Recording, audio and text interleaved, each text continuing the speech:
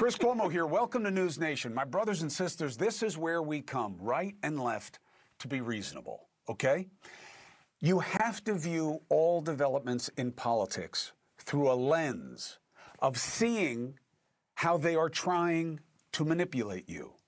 You're right, and you're right to be outraged at what you're being told or really sold, right? They are taking advantage. Now, you say, well, who is they? Okay, the parties who play to the fringe to seek advantage by convincing that the other side is worse. And because of that, they don't have to do anything except stop the other side because the other side is worse. And that's scary, right? The social media moguls who've made the most money in the history of media. Why? Because they get to sell outrage with absolutely no accountability. So they design algorithms that amplify outrage, and that's why you see ugly and angry things in your For You page all the time. And then you have the opportunists who see what is happening and make sport of every controversy, even if it's anti-Semitism, no matter what it's about, to make dollars off the division. You're right. The division does seem off to you because it is manufactured. I know it doesn't seem like what your life is like in your community. Sure, families are changing. Why? Because we're being bathed in this. You're right, it's not normal. So question everything for signs someone is trying to exploit you. For example, today Trump's former national security advisor, John Bolton, turned himself in after getting indicted. So is this about, do the crime, do the time, or is this about proving to MAGA that they will punish opponents? I don't think it's an irony that Bolton has been charged with the same thing Trump was, just like we saw with other people, and we will keep seeing it, I think. Now, the question to ask is this case something that would be brought against anyone unlawfully transmitting and retaining classified defense information to his family? Now, as with Trump, and they had a strong case against Trump for keeping classified documents. And a big reason for that is that the operative law, the Espionage Act, doesn't really require intent. What they say in the law, mens rea, the mental thing. You have the actus reus, the thing you did, but the mens rea is your intent, the mental piece. You don't need it here. Why? It doesn't matter why you took them. If the classified documents are not where they were supposed to be and went to someone who's not classified to have them, you're done. The administration is saying, therefore, no one is above the law. They didn't say that about Trump, right? It's proof that this is not what they are saying it is. Trump had the documents at Mar-a-Lago, okay? I was not, look, I know people will say, and they were bad documents, they were nuclear, this and that. I wasn't impressed by it. I didn't see scienter, which is what? He had them for bad reason. But remember, that's not required under the law. But I'm saying that case was strong, okay? And I know many of you may have heard, you heard Eric Trump say it right here on NewsNation last week, that the documents were planted by Jack Smith. Now look, I was dealing with enough already, and I got to pick my spots on where I push back, right? Otherwise, I'm not really having a conversation because I got to stop someone like every second. But what he said about those being set up there is demonstrably untrue. One, the raid happened before Jack Smith was appointed special counsel, okay? And also, Trump's lawyers never argued evidence was planted. You don't think they would have? So, call it a double standard, call it hypocrisy, judge it as you want, but see it for what it is because they are playing you. Tom Homan, reportedly accepting $50,000 in cash from the FBI's this agents in a sting operation. Homan gave us the most direct answer yet at our town hall. Here's what he says. I know George Stephanopoulos is one of your best friends. He convicted you on television, okay, of a $50,000 bribe. Do you want to clarify anything about that situation?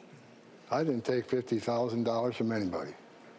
Okay. How did that get into the mainstream, do you think? I have no idea. Look, there's been hit pieces on me since I came back to this administration. I don't have any proof of what Homan did. I don't agree with Bill that George convicted him of anything. I think he was asking the question, and I think J.D. Vance did Tom Homan no favors by saying it didn't happen, it's not the real question, I don't know what happened. I don't think he did him any favors, to be honest, and I don't blame George Stephanopoulos. And yes, he is a friend of mine, but so is Bill O'Reilly. And Bill also didn't ask the obvious follow-up question, which is, all right, you didn't take 50 grand from anyone, I accept that. How do you explain the video that we're told shows you accepting it? Now, I haven't seen it. It comes from a single anonymous source. I think MSNBC had it. The FBI, right, led by Cash Captain Transparency Patel, he has the answer. Release the tape or tell us there is no tape. Instead, they put out tweets like the ones I show you, right? Why?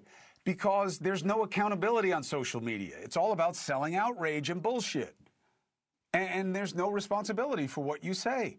People get paid to spread it. No fear or favor. Without fear or favor, except with the Epstein files, right? Right? When you were online, you were making big claims. Now you cash none of those checks. The UFO programs, the arrest data for ICE. I see data every day. I don't. Where is it? And, oh yeah, the Democrats are calling for it. Yeah, now, why? Because they think it's bad for Trump. Why didn't they release anything under Biden? They didn't care about kids being victimized then?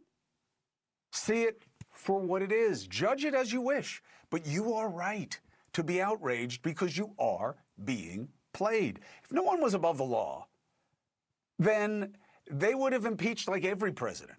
If no one was above the law, then Trump wouldn't go after Bolton and Comey like this, but commute the sentence of George Santos. Okay? Now look, 7 years is a long time in federal prison, and that's terrible. All right, and I can have my opinion about whether I think that's fair. But the man pleaded guilty.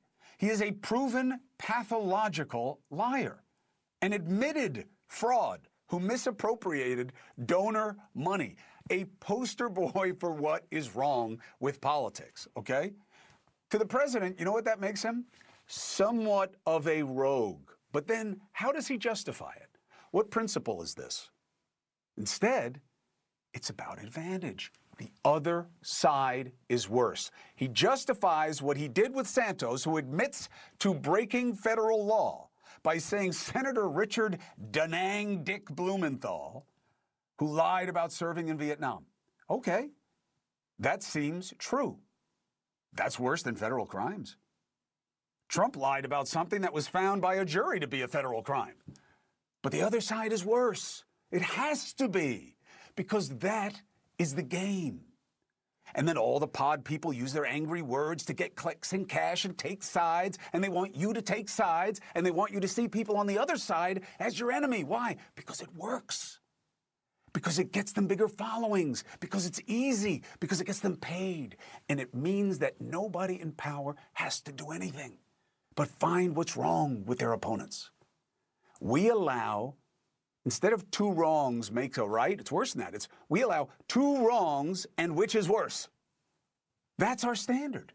Instead of insisting, not about advantage over right and left, but just getting back to what you do in your life everywhere else but politics. Right and wrong. Last, this situation worries me, and I hope to God nothing happens, okay? The No Kings protest. Now, my concern isn't about the people planning it or the people wanting to attend it, all right?